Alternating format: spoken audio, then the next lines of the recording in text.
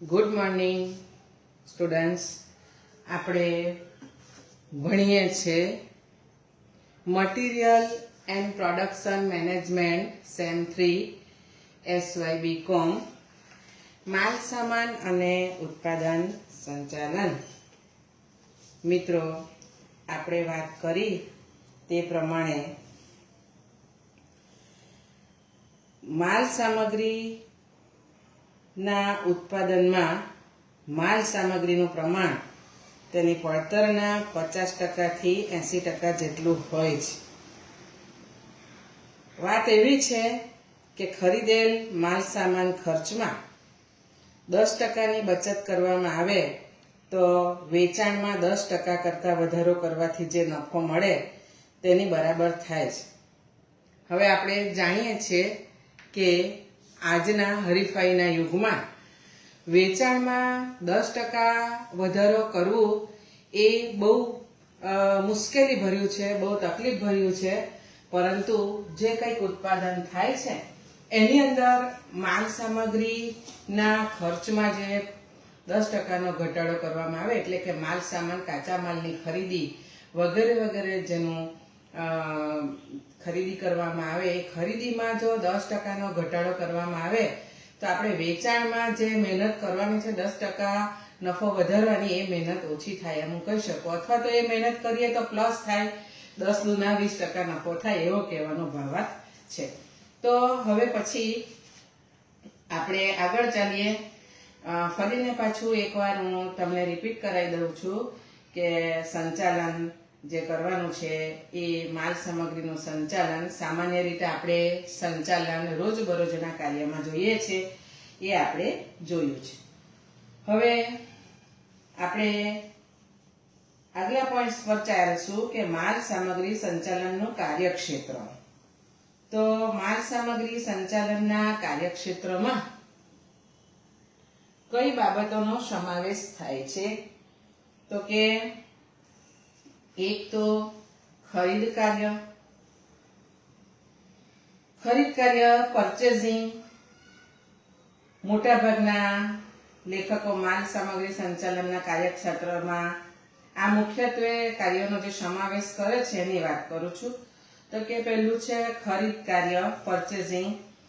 ઉત્પાદન સંચાલનની પરિભાષામાં ખરીદી માટે પ્રાપ્તિ શબ્દ પણ વપરાય છે.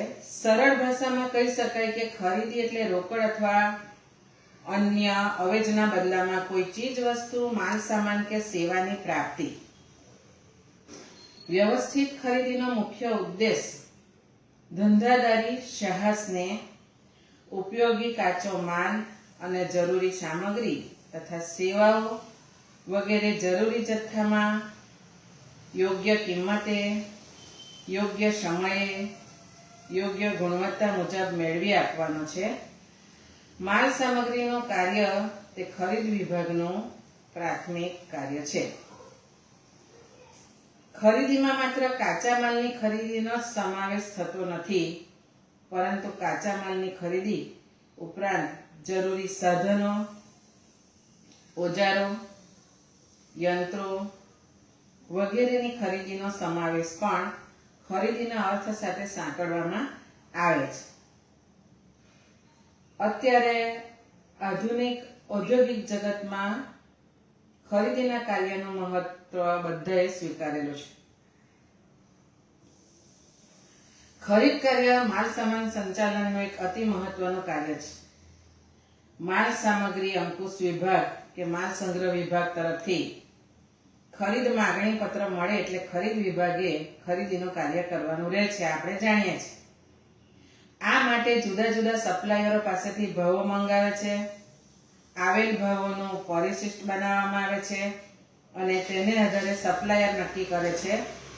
યોગ્ય સમયે માલની ડિલિવરી મળે તે માટે ખરીદ વિભાગે અનુવર્તી પગલાં પણ લેવા પડે છે. કહેવાનો મતલબ છે કે ખરીદ કાર્યમાં માલ સામગ્રીના સંચાલનના કાર્યક્ષેત્રમાં ખરીદીનું જે કાર્ય છે એ ખૂબ જ મહત્વનું છે. ત્યાર પછી માલ સંગ્રહનું કાર્ય.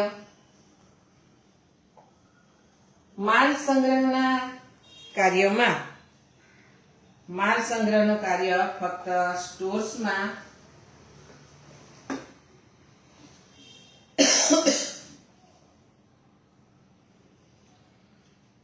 માલ સંગ્રહનું કાર્ય જે છે એ ફક્ત સ્ટોર્સમાં માલનો સંગ્રહ કરવા પૂરતું જ થતું નથી.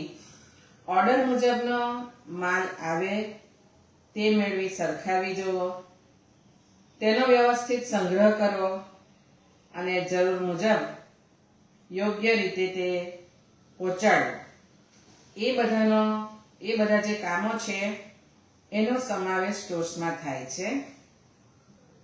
માલ સંગ્રહના કાર્યમાં કાચો માલ, તૈયાર માલ, સામાન્ય માલ સામગ્રી, ઓજાર સંગ્રહ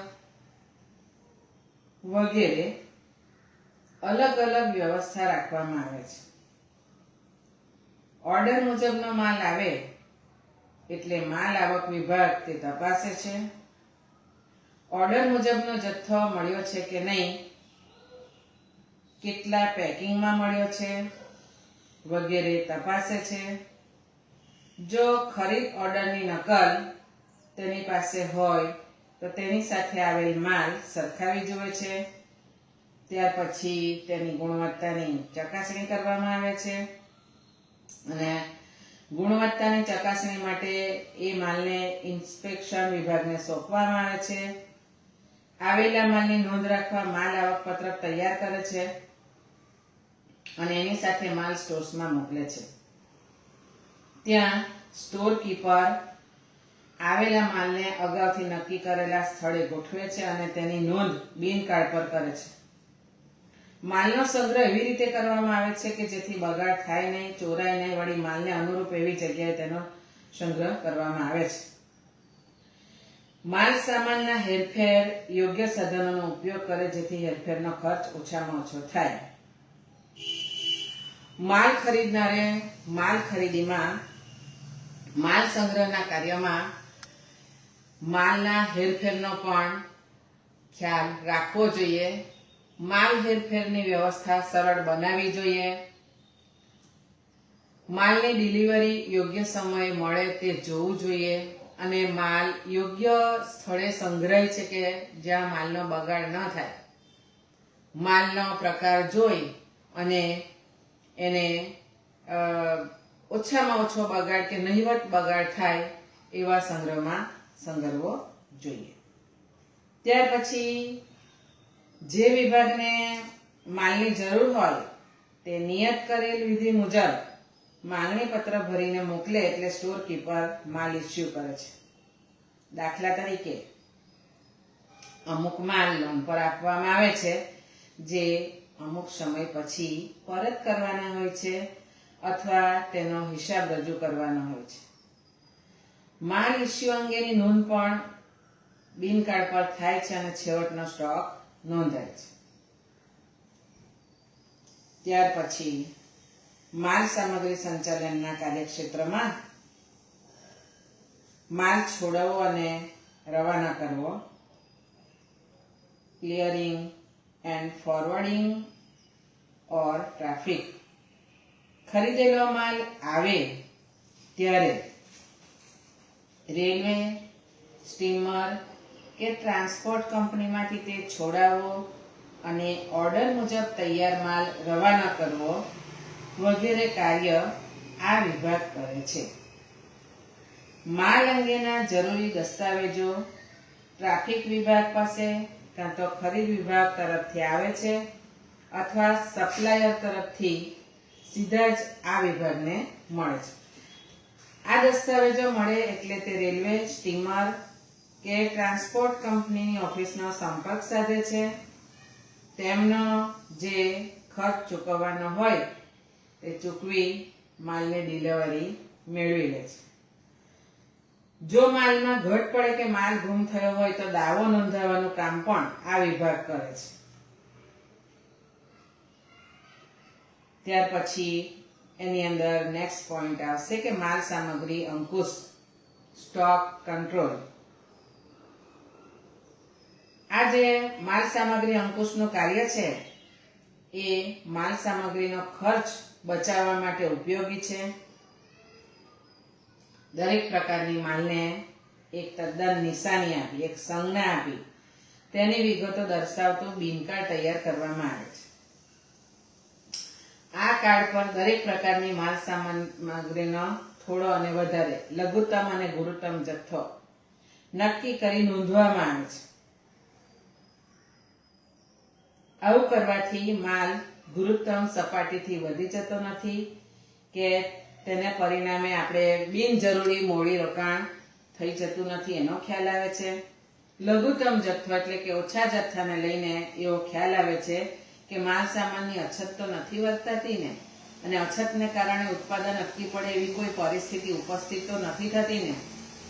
પુનઃવર્તી જથ્થો નક્કી કરેલ હોવાને કારણે માલનો ઓર્ડર મૂકવો તે આ ખાતું નક્કી કરે છે. યોગ્ય સમયે ખરીદ માંગણી પત્ર ભરીને ખરીદ વિભાગને મોકલી આપે છે, જેથી યોગ્ય સમયે કાચો માલ મળી રહે. ખરીદ માટે ઓર્ડર મૂકેલ માલ નિશ્ચિત સમયે નહીં મળે તો તે ખરીદ વિભાગને સૂચના આપે છે, જેથી તે યોગ્ય પગલાં લઈ શકે.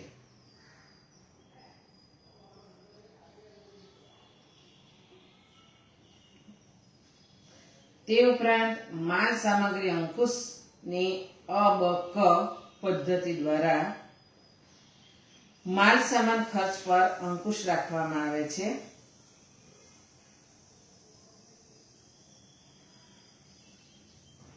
મિત્રો, ઉત્પાદનનું સાતત્ય જળવાય તે માટે માલ સામગ્રી અંકુશ એક પૂર્વ શરત છે. માલ સામગ્રી ખરીદી, સાધનો, ઓજારો, તૈયાર માલ, કાચો માલ વગેરેમાં રોકાયેલા નાણાં એટલે ઇન્વેન્ટરી અને તેની ઉપરનો અંકુશ એટલે ઇન્વેન્ટરી કંટ્રોલ. ઇન્વેન્ટરી અંકુશમાં માત્ર કાચા માલ સામાનનો જ નહીં, પરંતુ ખરીદેલી બીજી અન્ય સામગ્રી, સાધનો, પ્રક્રિયામાં રહેલા માલ, વખારમાં રહેલો માલનો પણ સમાવેશ થાય છે. ત્યાર પછી નો પોઈન્ટ્સ છે મટીરિયલ હેન્ડલિંગ, માલ સામગ્રી હેરફેર. માલ સામગ્રી હેરફેર એટલે શું?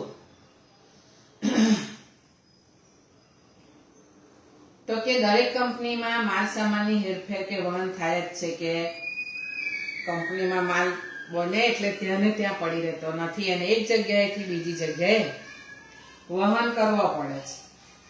બહારથી ખરીદેલ માલ આવક અને ચકાસણી વિભાગ સુધી ખસેડવો પડે છે. ત્યાંથી કાચા માલના સંગ્રહ વિભાગ સુધી લઈ જવો પડે છે. ત્યાંથી ઉત્પાદનના કેન્દ્રો સુધી લઈ જવો પડે છે. ત્યાંથી તૈયાર માલના સંગ્રહ ભાગમાં લઈ જવો કે ખસેડવો પડે છે.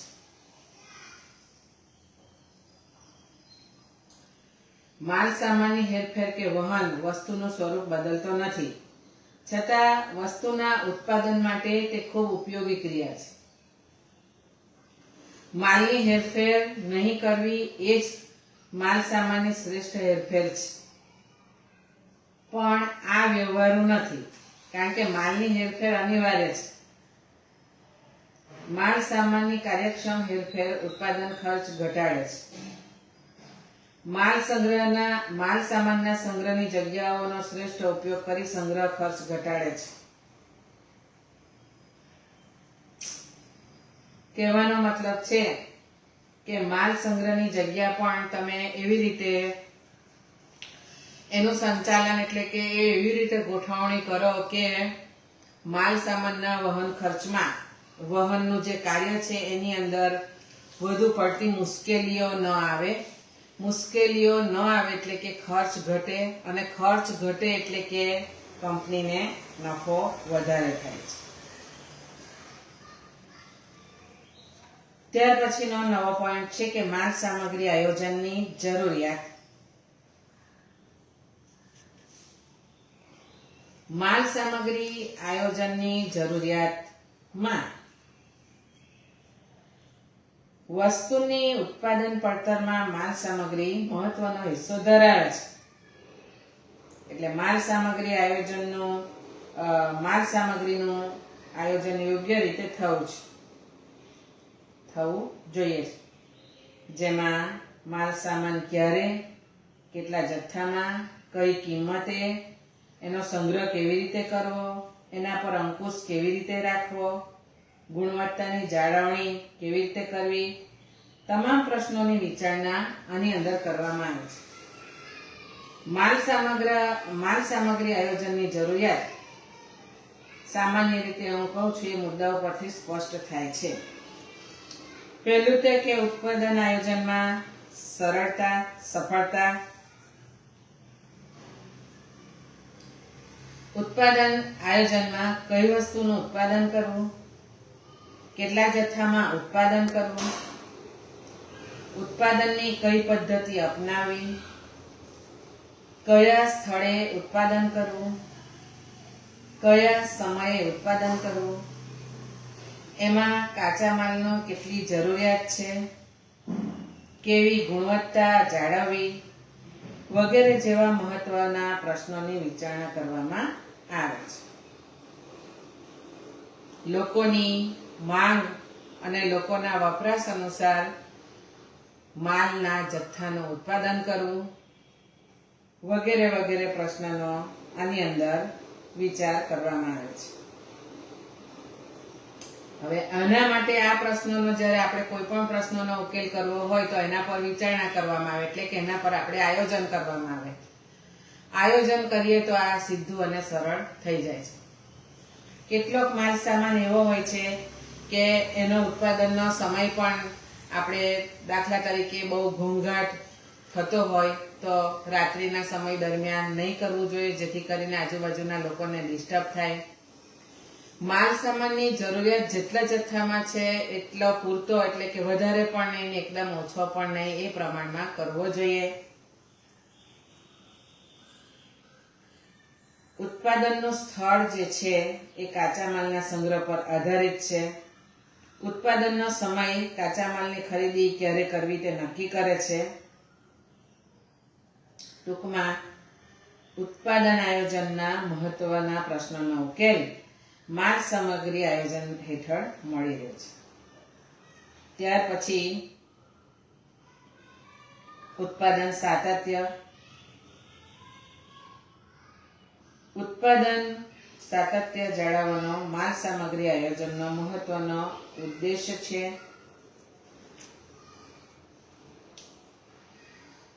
માલ સામગ્રીનો પ્રવાહ સ્ટોર્સ વિભાગમાંથી ઉત્પાદન વિભાગમાં સતત મોકલવામાં આવે છે. આ માટે સ્ટોર્સ વિભાગમાં પૂરતો માલનો જથ્થો સંગ્રહ કરવામાં આવે છે. માલ સામગ્રીના યોગ્ય જથ્થાના સંગ્રહ માટે નિયમિત રીતે માલ સામગ્રીની ખરીદી કરવામાં આવે છે. ત્યાર પછી અસરકારક ખરીદી. મિત્રો, માલ સામાનની અસરકારક ખરીદી પર જ બધી વસ્તુનો આધાર રાખે છે. તમે બેઝિક કોઈક વસ્તુ બનાવવા માટે કઈ વસ્તુ ખરીદો છો તો એના આધારે એ વસ્તુનું પરિણામ, એટલે કે એ વસ્તુ કેવી બનશે એનો અંદાજો આપણને આવે છે. સામાન્ય રીતે એક બહુ સારું ઉદાહરણ તમને હું આપું તો આપણા ઘરમાં એક વાનગી બનતી હોય ખાવા માટેની. દાખલા તરીકે આપણે ખીર બનાવે, મમ્મી ખીર બનાવે. હવે ખીર બનાવે એટલે એની અંદર દૂધ જોઈએ, ખાંડ જોઈએ, ડ્રાય ફ્રૂટ્સ જોઈએ, ઘી જોઈએ વગેરે વગેરે. એનો જથ્થો પૂરતા પ્રમાણમાં હોવો જરૂરી છે.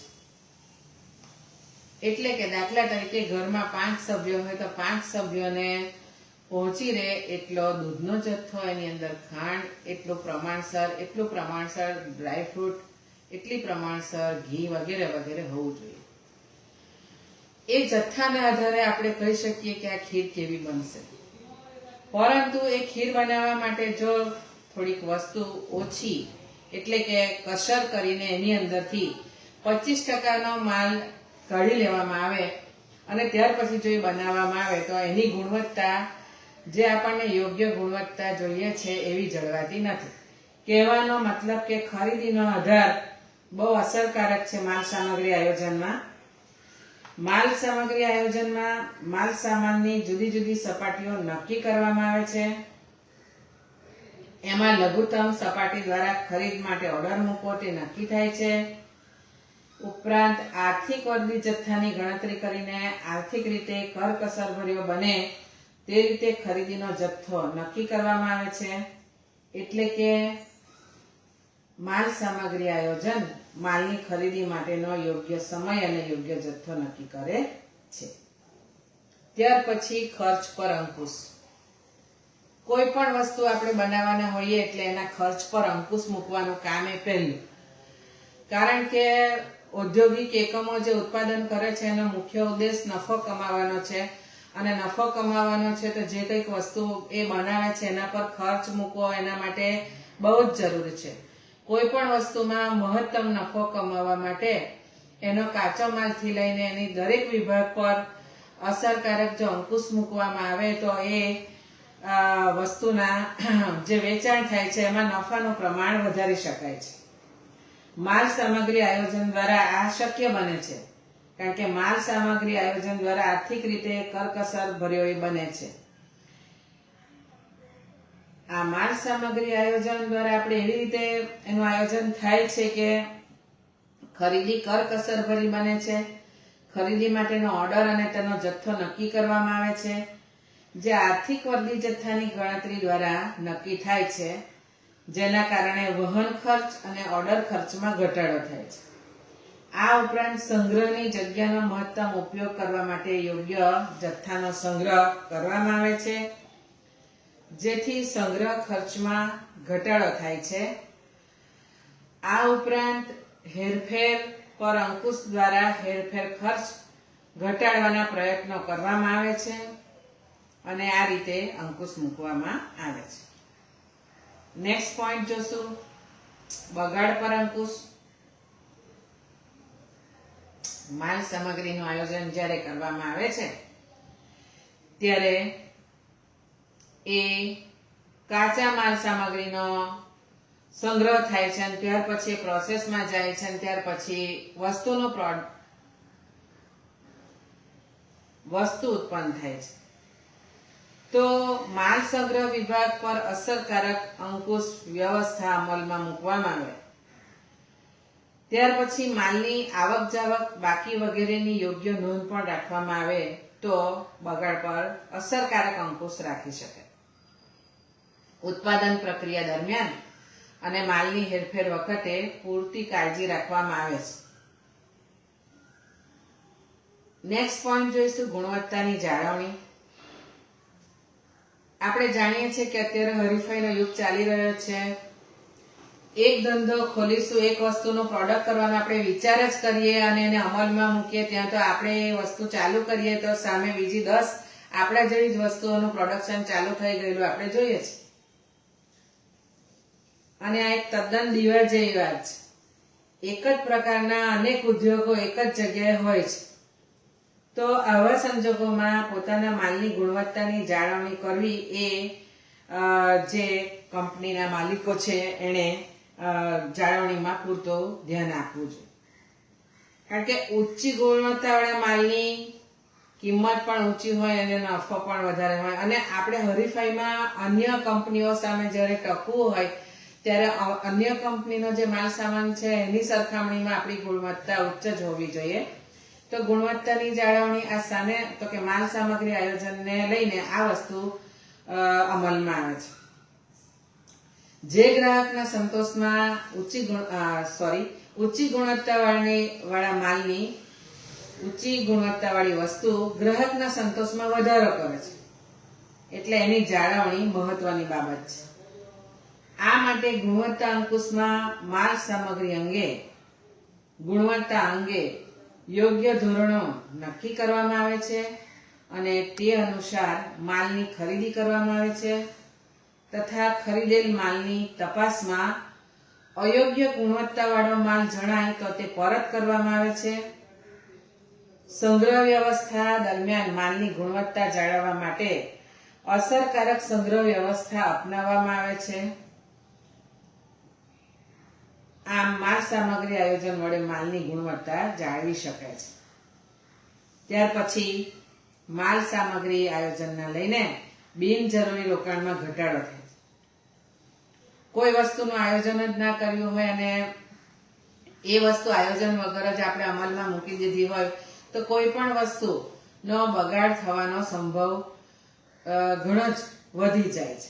કારણ કે આયોજન જ નથી એટલે બિનજરૂરી વસ્તુ આપણે ખરીદીને લાવીને મૂકી દઈશું કે જે કામની ન હશે તે પણ. તો આ માલ સામગ્રી આયોજનથી બિનજરૂરી રોકાણમાં ઘટાડો થાય છે.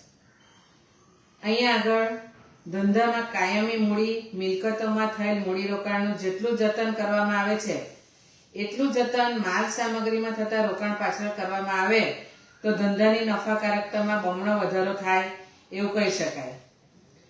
માલ સામગ્રીમાં થયેલ બિનજરૂરી વધારાનું રોકાણ ધંધામાં જોખમ નોતરે છે. તેથી માલ સામગ્રી આયોજન દ્વારા યોગ્ય જથ્થામાં માલ સામગ્રીની ખરીદી તથા સંગ્રહ કરવામાં આવે અને બિનજરૂરી વધારાના રોકાણ પર અંકુશ મૂકવામાં આવે છે. નેક્સ્ટ પોઈન્ટ જોશું નાણાકીય આયોજન. મિત્રો, આયોજન એ તો પહેલું જ કામ છે નાણાંનું. કારણ કે દરેક વસ્તુની અંદર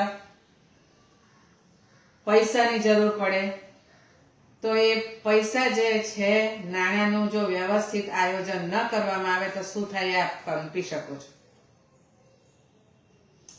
આપણા રોજબરોજના ખર્ચા આપણને ખબર હોય છે કે સામાન્ય મારે તમને વાત કરવાની હોય તો આપણે પપ્પા મમ્મી જે પોકેટ મની આપે એ મંથલી આપે તમને તો કે મહિનાનું, બરાબર, 1 મહિના માટે આટલા પૈસા તારે ચલાવવાના. તો એ પૈસાનું જો આપણે વિદ્યાર્થીઓ તમે લોકો વ્યવસ્થિત આયોજન નહીં કરો અને આયોજન વગર ખર્ચા કરો તો ભાઈ 5 દિવસની અંદર પણ એ પૈસા ખર્ચાઈ જાય, 2 દિવસમાં પણ ખર્ચાઈ જાય ને 1 કલાકમાં પણ ખર્ચાઈ જાય. પણ જો તમે એનું વ્યવસ્થિત આયોજન કરો તો મહિનાના જે 30 કે 31 દિવસ હોય એ પૂરેપૂરા પદ્ધતિસરના એ પૈસા વપરાય. એટલે કે નાણાંનું આયોજન કરવું ખૂબ જ જરૂરી છે. આ જ વાત ઔદ્યોગિક એકમને પણ લાગે છે. જે વાત આપણને નાના ઇન્સિડન્ટ્સમાં કે નાના પ્રસંગમાં જે વાત લાગુ પડે એ જ વાત આપણે બહાર કાઢીએ તો સમાજને અને દુનિયાને અને વર્લ્ડને ગમે ત્યાં જાઓ તો એની એ જ વાત લાગુ પડે. ઔદ્યોગિક એકમમાં પણ નાણાકીય આયોજન જે છે એ ખૂબ જ મહત્વનું છે. નાણાકીય આયોજનમાં નાણાંનું યોગ્ય જગ્યાએ રોકાણ, તેમાંથી મળતું વળતર વગેરે બાબતોની વિચારણા કરવામાં આવે છે. માલ સામગ્રી આયોજન દ્વારા માલ સામગ્રીમાં થતા રોકાણ તથા તેમાંથી મળતા વળતરની યોજના તૈયાર કરે છે. આ માટે માલને જુદા જુદા પત્રકો અને હિસાબો તૈયાર કરવામાં આવે છે જે સમગ્ર ધંધાને નાણાકીય આયોજનમાં મદદરૂપ નીવડે છે. ત્યાર પછીનો પોઈન્ટ છે કે પ્રતિષ્ઠામાં વધારો. માલ સામગ્રી આયોજનને કારણે વસ્તુની ઉત્પાદન પડતર ઘટે છે જેથી વેચાણ કિંમતમાં ઘટાડો થાય છે. ગુણવત્તા જાળવણીના યોગ્ય ધોરણોને આધારે ઉચ્ચ ગુણવત્તાવાળો માલ તૈયાર કરવામાં આવે છે. ઉપરાંત યોગ્ય સમયે યોગ્ય જથ્થાની માલની ખરીદી દ્વારા ઉત્પાદન સાતત્ય જાળવવામાં આવે છે. યોગ્ય સમયે યોગ્ય વસ્તુ વેચાણ માટે બજારમાં મૂકી શકાય છે. પરિણામે ગ્રાહકોને નીચી કિંમતે ઉચ્ચ ગુણવત્તાવાળી વસ્તુ મળે છે તથા યોગ્ય સમયે ગ્રાહકો વસ્તુની ખરીદી કરે છે.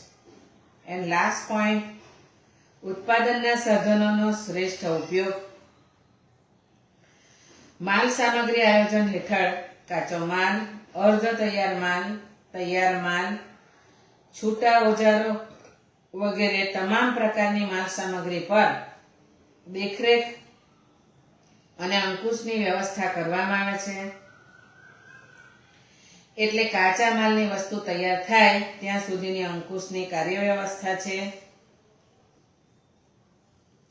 તેથી ઉત્પાદન પ્રક્રિયા દરમિયાન યોગ્ય સમયે નિયમિતપણે સતત માલ પૂરો પાડવામાં આવતો હોવાથી યંત્રો કાર્યરત બને છે, એટલે કે ઉત્પાદન અટકી પડતું નથી. બરાબર. ત્યાર પછી માલ સામગ્રી આયોજનને અસર કરતા પરિબળો. મિત્રો, માલ સામગ્રીનું આયોજન કરતી વખતે કેટલીક મહત્વની બાબતો પર ધ્યાન રાખવું પડતું હોય છે, કારણ કે આવી મહત્વની બાબતો માલ સામગ્રી આયોજનને અસર કરે છે. જો આવી બાબતો ધ્યાનમાં ન લેવામાં આવે તો માલ સામગ્રી આયોજન નિષ્ફળ જાય એમ કહી શકાય. તો માલ સામગ્રી આયોજનને કેટલાક પરિબળો અસર કરે છે, તો કયા કયા? તો કે કારખાનાની ઉત્પાદન શક્તિ, માલ સામગ્રી આયોજનને અસર કરતું મહત્વનું પરિબળ એ કારખાનાની ઉત્પાદન શક્તિ છે. માલ સામગ્રીની જરૂરિયાત કારખાનાની ઉત્પાદન શક્તિને આધારે જ નક્કી થાય છે, કારણ કે કારખાનામાં માલ સામાનની જરૂરિયાતને આધારે જ માલ સામાનની ખરીદી તેમજ સંગ્રહ વ્યવસ્થા અંગે યોગ્ય આયોજન કરવામાં આવે છે. એટલે કારખાનાની ઉત્પાદન શક્તિ ધ્યાનમાં લેવી જોઈએ. સંગ્રહ વ્યવસ્થા. માલ સામગ્રી આયોજનમાં માલ સામગ્રીની ખરીદી કેટલા જથ્થામાં કરવી તેનો વિચાર કરવામાં આવે છે. આ સંજોગોમાં એકમ પાસે રહેલી સંગ્રહ વ્યવસ્થાને ખ્યાલમાં રાખીને તેનો વિચાર કરવો જોઈએ, કારણ કે જો એકમ પાસે રહેલી સંગ્રહ વ્યવસ્થા કરતા વધુ જથ્થામાં માલની ખરીદી થશે તો વધુ પડતા માલના સંગ્રહની સમસ્યાનો સામનો કરવો પડશે. કાર્યશીલ મૂડી. માલ સામાનમાં થયેલું રોકાણ કાર્યશીલ મૂડીની જરૂરિયાત પર અસર કરે છે, એટલે માલ સામાનની ખરીદી સમયે એટલું તો જરૂરથી વિચારવું જોઈએ કે એકમ પાસે કાર્યશીલ મૂડી કેટલી છે, કારણ કે જો વધુ પડતો માલ સામાન ખરીદવામાં આવશે તો કાર્યશીલ મૂડીની અછત વર્તાશે, જેથી વધારાની કાર્યશીલ મૂડી માટે નાણાં ઉછીના મેળવવા પડશે, તેમજ વ્યાજ ખાધનું નુકસાન થશે. આમ માલ સામગ્રી આયોજન સમયે એકમની કાર્યશીલ મૂડીનો અંદાજ પણ મેળવી લેવો જોઈએ. ત્યાર પછી નક્કી કરેલ માલ સામાનની વિવિધ સપાટીઓ. સ્ટોર્સ વિભાગમાં સંગ્રહ કરેલા માલ સામાન અંગે